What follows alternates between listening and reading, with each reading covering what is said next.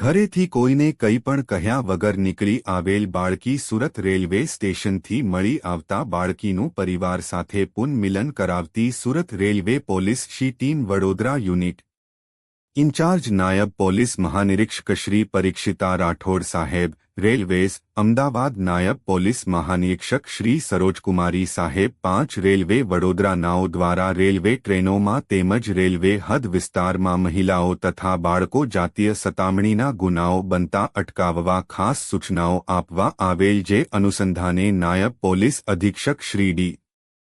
H ગોર સાહેબ સુરત વિભાગ સુરત તથા શી ટીમના incharge police sub inspector Shri A J Pandya સાહેબ નાઓની સૂચના મુજબ સુરત રેલવે સ્ટેશન ઉપર બિનવારસી બાળકો મહિલાઓની તપાસમાં રહેવા જણાવેલ જે અનુસંધાને પોલીસ ઇન્સ્પેક્ટર શ્રી એચડી વ્યાસ સાહેબ નાઓની સીધી સૂચના તથા માર્ગદર્શન મુજબ ગઈ તારીખ 5/06/2025 ના રોજ she team in-charge woman ASI Manisha Madhukar તથા વુમન લોક રક્ષક શીતલબેન જગદીશભાઈ નાઓ પેટ્રોલિંગ હાજર હતા તે વખતે પ્લેટફોર્મ નંબર 1 ના વેટિંગ રૂમની બાજુમાં સ્ટોલ પાસે એક બાળકી ગભરાયેલ હાલતમાં મળી આવતા જે સુંદર બાળકીને અત્રે પોલીસ સ્ટેશન લાવી તેઓને સાંત્વના આપી પૂછપરછ કરતા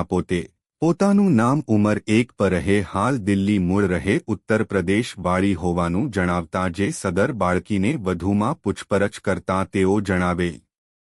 કે તેઓના સાથે ભણતા છોકરા સાથે અભ્યાસ બાબતે ફોન ઉપર વાતચીત થઈ હોય જે અવારનવાર માતાપિતા તેઓને ફોન ઉપર વાત કરતા જોઈ જતા જે બાબતે માતાપિતાએ ઠપકો આપી મોબાઈલ ફોન લઈ લેતા તેઓને લાગી આવતા ઘરેથી મોટી બહેન દિલ્હી રહેતી હોય જેથી તેઓના ઘરે જવાનું કહીને નીકળી ગયેલ હતી અને તેઓના બહેનની ઘરે પણ ગયેલ નહીં અને અલગ અલગ ટ્રેનમાં મુસાફરી કરી સુરત આવી ગયેલ હતી બાદ તેઓને સમજાવી યોગ્ય કાઉન્સેલિંગ કરી તેઓની માતાને અત્રે બોલાવી આજરોજ સદર બાળકીને કબજો તેની માતાને સોંપવામાં આવેલ છે।